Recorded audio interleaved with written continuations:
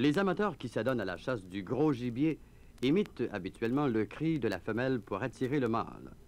Voilà que maintenant, on a mis au point un piège qui imite le cri de la carotte pour attirer les lapins et les lièvres. Le piège, là, imite le cri de la carotte. Mais ça va blesser l'animal quand même. C'est pour... Non, il imite le cri de la carotte, vous savez. C'est pour mieux attirer le lapin, là. Non, je suis pas pour ça quand même. Il y a une compagnie, je vous montre ça juste en passant, là. Une compagnie qui a mis au point un piège pour les lièvres et les lapins.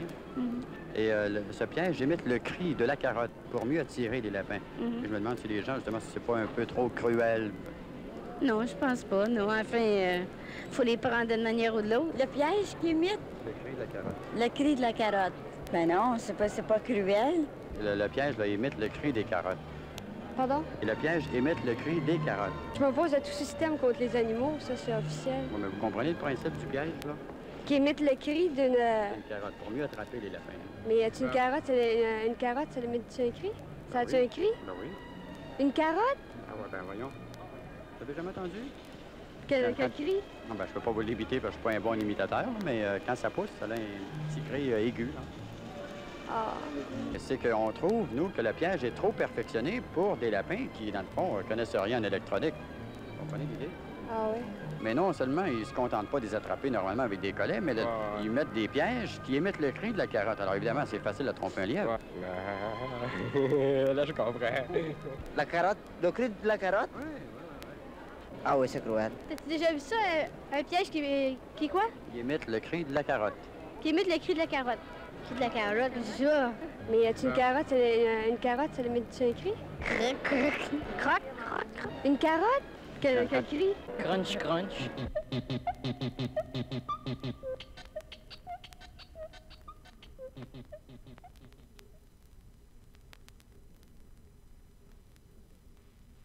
La fiction dépasse souvent la réalité.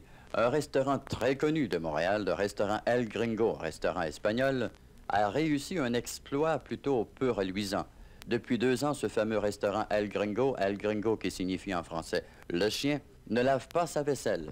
Il fait lécher ses assiettes par d'énormes chiens. Ah, t'es malade, toi. Traduit devant les tribunaux, le restaurant El Gringo a eu gain de cause.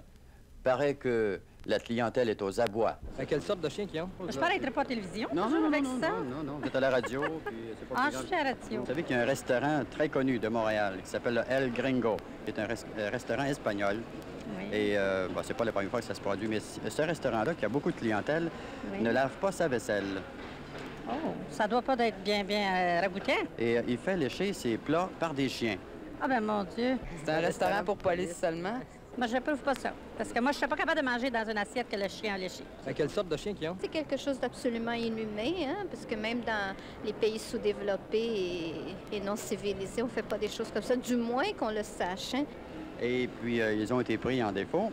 Ils ont gagné leur cause. Oui. Eh là là. Fallait qu'ils aient de bons avocats, hein? Le gouvernement lui a donné raison. Celui qui a fait ça, il doit avoir... il must be sick somewhere. Hey, one momento, là, hein? Le gouvernement, ils sont bons. Ils en font des bonnes, des fois. Hey, le restaurant, il va être bien tenu. C'est tu vas faire payer la taxe, puis taxe là. Et puis le restaurant va être mal propre, il laisse marcher, puis ça va être fini. Il a été prouvé scientifiquement que l'assiette léchée par les chiens était plus propre qu'une assiette lavée dans un lave-vaisselle ordinaire. Alors, ça peut paraître surprenant, mais ils ont décidé de continuer de la même façon. Mais en réalité, ils sont salauds en Moses. Je ne sais pas, mais moi j'aurais plus confiance au lave-vaisselle. Bien, ils ont fait l'expérience. Il n'y a aucun microbe dans l'assiette. Non. C'est mieux qu'au lave-vaisselle. Eh bien. C'est un restaurant pour police seulement? Hey, one momento, là, hein? Quelle sorte de chien qu'ils ont? Arrêtez-moi ça. Bon, j'ai jamais encore entendu dire ça, moi, que faire laver la vaisselle par les chiens, c'est encore plus propre que nous autres mêmes. Ça, c'est vrai, ça, là. C'est véridique, ce que tu dis, là. Absolument, madame. Ils ont fait l'expertise qu'une assiette léchée par un chien était plus propre qu'une assiette lavée... Ça, j'en doute pas, parce qu'un chien, c'est très hygiénique. Quelle sorte de chien qu'ils ont? En tout cas, moi, pour ma part, je demeure sceptique. Je demeure sceptique. Que l'assiette ne peut pas être aussi propre. Oui, exactement. Faudrait que les chiens seraient tous... ouais. Bon, vous voyez qu'ils ont prouvé que c'était plus net qu'un lave-vaisselle. C'est ça. Ben, ça t'est jamais arrivé de te faire lécher dans la figure par un chien? Oui, souvent, parce que je travaille avec des chiens. Moi, ma job, c'est manipulateur de chiens de garde. Puis ta blonde t'embrasse quand même? Oui. Bon. Alors, tout est propre.